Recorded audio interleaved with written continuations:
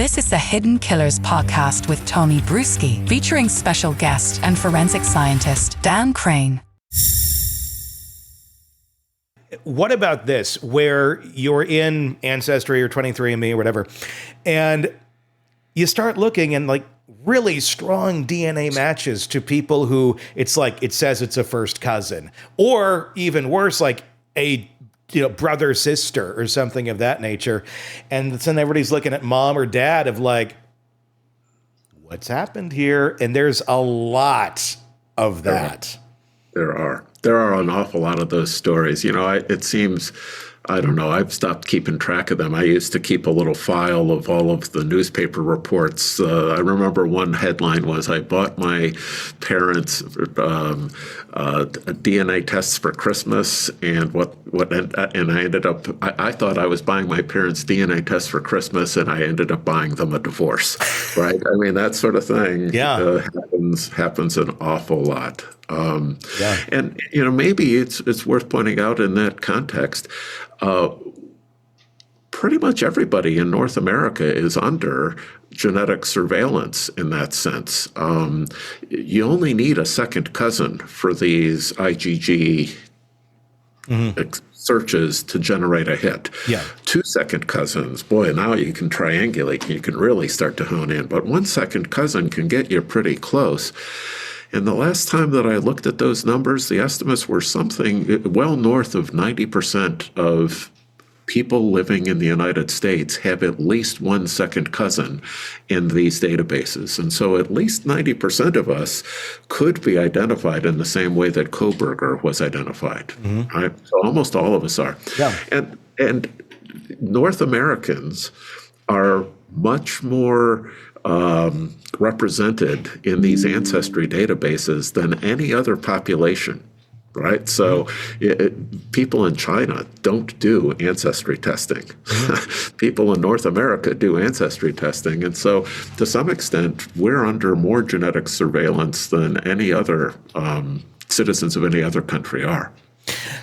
I want to ask about how some of this could go wrong, but first, I want to go to that. I want to go to that because I already lost my other thought.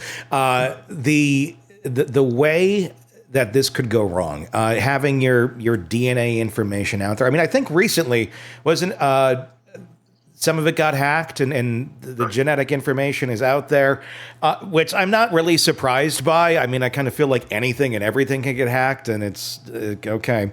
How could that be used inappropriately? I mean, I guess the scary movie scenario in me would be like, I mean, could you engineer certain plagues or viruses or something to go after certain genetic makes of people? I don't know. I mean, you tell me, is that just kind of crazy or what?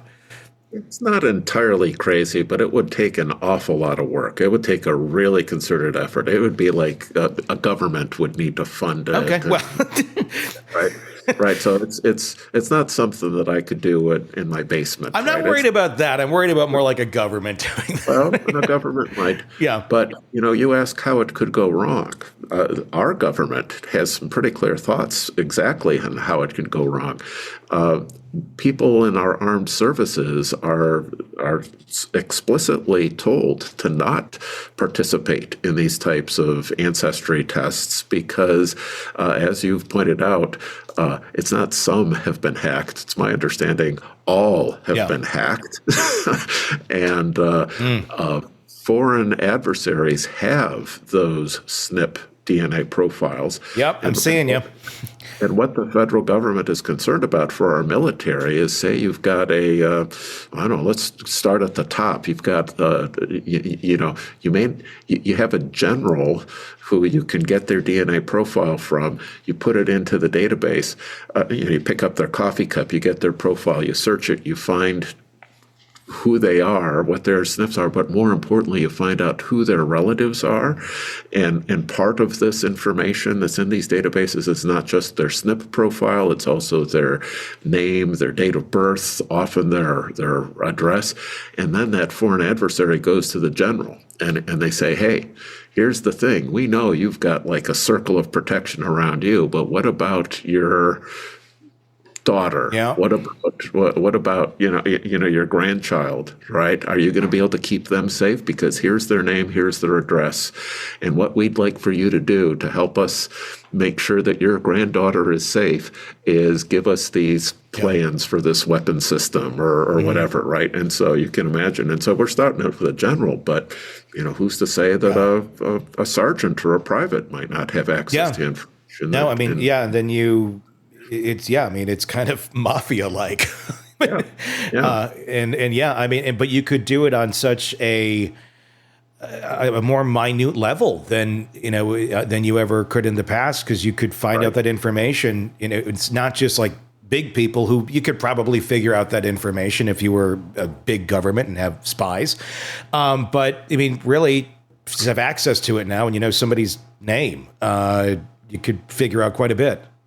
Yeah. So personally, I see advantages to myself in having these SNP profiles generated and having them evaluated for medical purposes. I'd love to know if I have a particular risk for colon cancer. If I do, maybe I'll ask my physician to really keep an eye on that. Or there may be maybe I won't eat as much red meat, whatever. There may be things that if I know that I have a risk, maybe I'll change things to address that risk. But I don't want to have foreign governments knowing what my SNP DNA profile is. I don't want law enforcement knowing what it's not that I'm trying to hide myself from crime or from being investigated for a crime. Come on, Dan. We all know what's going on in your bait.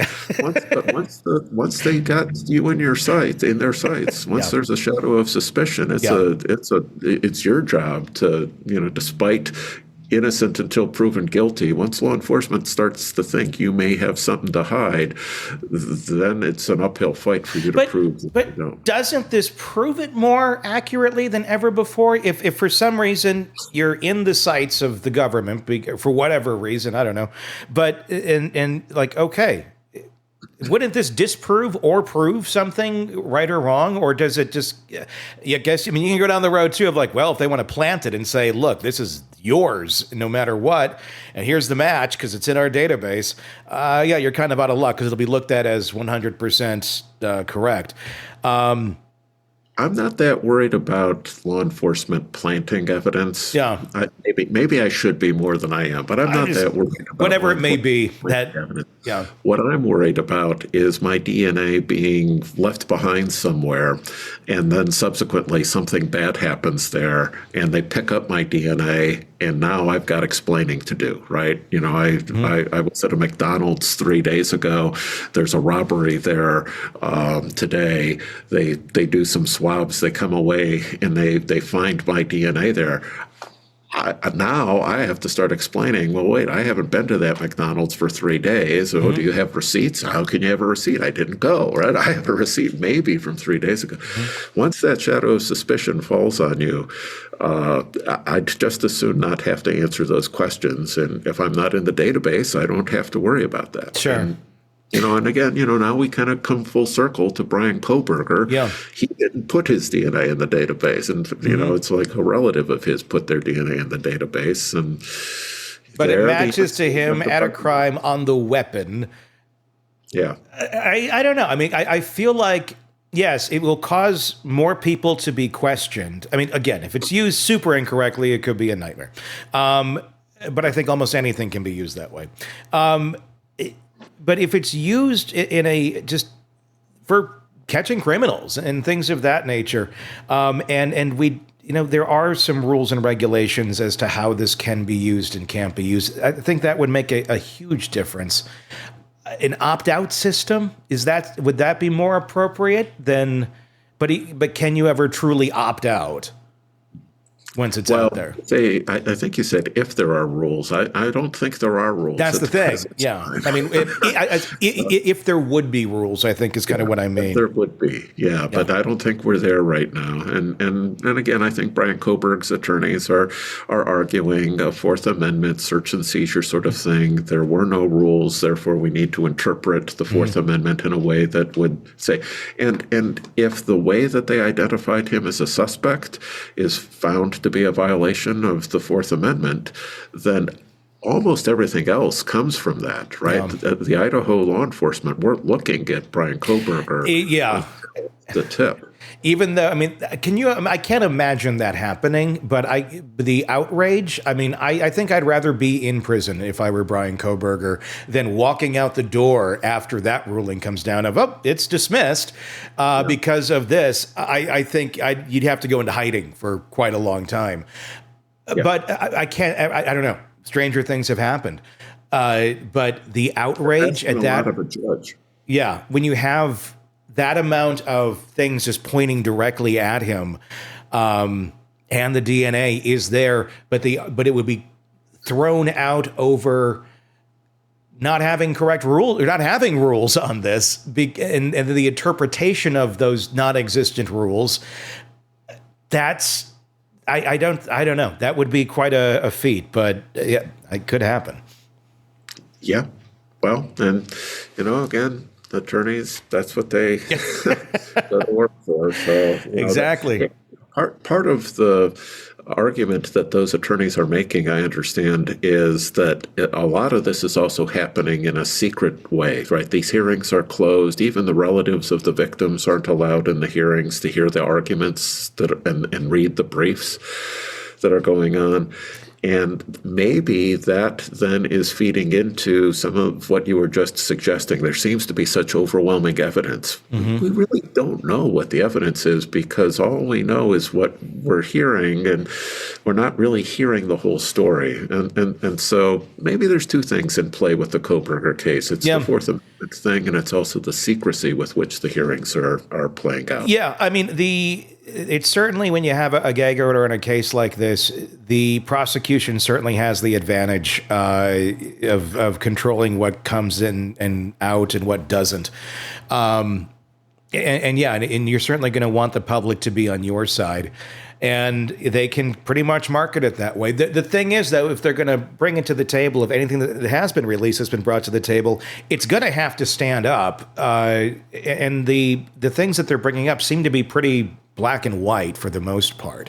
There's not a lot of speculative stuff here, which I feel like you're going to have on the defense of he likes to look at the stars. I don't know. I mean, it's they certainly have some arguments, and if I were accused of this, I think I'd want Ann Kohberger as my attorney because she's doing pretty good for not really having a lot to work with. I mean, really looking at the case right now over Thursday and Friday here of this week, where they're having the hearings. I've seen headlines where the defense is basically arguing everything should be thrown out. Everything. I mean, and they have specific motions on it all. They have the one where it's like, okay, the Fourth Amendment, but then it's also, what about this? And I get it. You got to see what you can do. What can you get eliminated? It's jeopardy. But we'll see what happens here. This is a judge that doesn't seem to be taking a whole lot of crap. Yeah.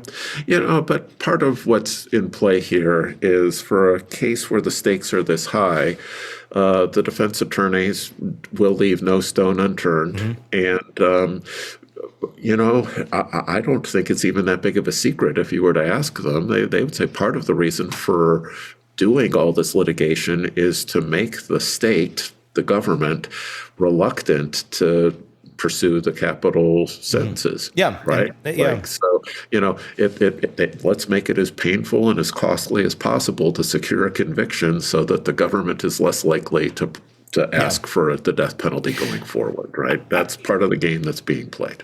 What I am wondering about this is if it's mainly trying to just save his life at this point. I'm wondering how backed in a corner Ann Taylor is or feels she is on this. And I'm wondering, is this like kind of the last stand in hearings of we're literally kind of throwing everything we have at this. And if you don't agree with any of it and we're just kind of back in the same seat and we don't really have much of a defense, maybe we'll go to a plea agreement to spare his life and call it a day. I don't know. Well, and layered in with that, yeah, sure, I would be shocked if that's not part of the defense team's hope is to let maybe you throw 50 darts and you hope one of them hits the board, right? Yeah. And if none of them hit the board, layered in with that strategy is that each one of those is going to require a judge to make a ruling. And each one of those rulings then could be something that you could point to as part of an appeal that would cause a new trial. So in the event of being found guilty, you've got 50 chances to do it. And again, part of this is just to extend Kohberger's life for as long as they can. Yeah, I mean, if you can have some control of extending the time where someone could screw something up, might as well take it, because, I mean, if you have nothing else to go on, go on that. I mean, how many trials do we see now that are being retried or get thrown out because of something so stupid? And it happens, and that may be the game they're playing. Because other things it's certainly the game they're playing. That's that, in a case like this where you're talking about death penalty, that's what death penalty attorneys will do. I agree. Dan Krane, thank you for joining us. Always a pleasure to talk these cases and learn something. All right. Well, deep philosophical discussions too. Yes. Good. Welcome to the podcast. If you'd like to listen to an ad-free version of this episode and all of our episodes, then search True Crime Today Premium Plus on Apple Podcasts and press subscribe. That's our premium channel where all of our ad-free and advanced episodes live, all in one place. True Crime Today Premium Plus. Search it on Apple Podcasts and press subscribe. Even try it for 3 days free. You're neck deep in a dark, twisted tale, and just as the tension peaks, bam, a commercial about some miracle diet pill breaks the spell. It's like finding a fly in your soup after the first bite, but here's the fix. True Crime Today Premium Plus on Apple Podcasts. You get to enjoy your crime stories without the junk, ad-free episodes, extended interviews that go beyond the surface, and early access to all the gruesome details. It's like swapping out a can of cheap beer for a glass of fine whiskey. So search for True Crime Today Premium Plus on Apple Podcasts. Subscribe and keep the darkness flowing uninterrupted.